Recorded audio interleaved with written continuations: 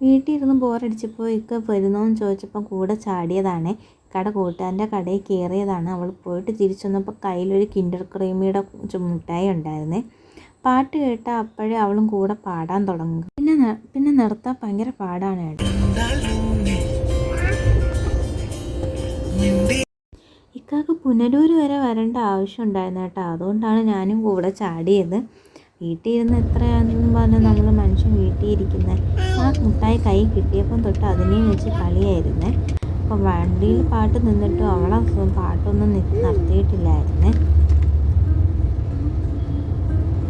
അങ്ങനെ വീട്ടിൽ വന്ന് ഉറക്കമൊക്കെ കഴിഞ്ഞ് കുളിച്ചതിന് ശേഷം ചായ ഇടാൻ വേണ്ടി അടുക്കളയിൽ കയറി ചായയൊക്കെ ഇട്ട് കേട്ടോ.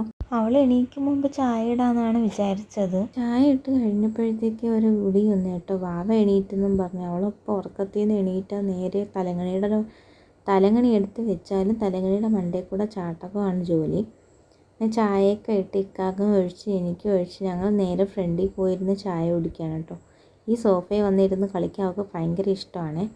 പിന്നെ കുറച്ച് തുണികളൊക്കെ മടക്കാനുണ്ടായിരുന്നു. അത് അവളെ ഞാൻ ഒരു സൈഡിൽ ഇരുത്തിയിട്ട് കുറച്ച് കളിപ്പാട്ടങ്ങൾ പിറക്കി അവിടെ ഇട്ട് കൊടുത്തേട്ടോ. കളിപ്പാട്ടം ഉണ്ടെങ്കിലും അവൾക്ക് കളിപ്പാട്ടത്തിൻ്റെ ആവശ്യമൊന്നുമില്ല. കട്ടിലിൽ എന്ത് സാധനം കിടന്നാലും അപ്പോഴവൾക്കത് വേണം. തുണി മടക്കിക്കൊണ്ടിരുന്ന ഞാനാണ്. അവൾ തുണികൾ ഓരോന്നായിട്ട് വലിച്ചെടുക്കാൻ തുടങ്ങി.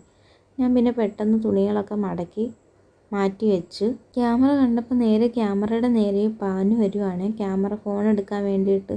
ഫോൺ കണ്ടാൽ എവിടുന്നെങ്കിലും ഒക്കെ തപ്പി എടുത്തോളും. തലങ്ങണിയുടെ അടി ഒളിപ്പിച്ച് വെച്ചാൽ പോലും എടുക്കും. മടക്കി വെച്ച ഇക്കാടെ 2 ബനിയനാണ് കേട്ടോ അവൾ എടുത്തു വെച്ച് കളിക്കുന്നത്. അവൾക്ക് ബൊമ്മയൊന്നും വേണ്ട. അവൾക്ക് ആ ഉടുപ്പ് മതി. പിന്നെ രാത്രി ആയപ്പോഴത്തേക്ക് ഉറങ്ങാൻ വേണ്ടിയിട്ട് ഡ്രസ്സൊക്കെ മാറ്റി നിർത്തിയപ്പോഴത്തേക്ക് ഇതാണ് അവസ്ഥ.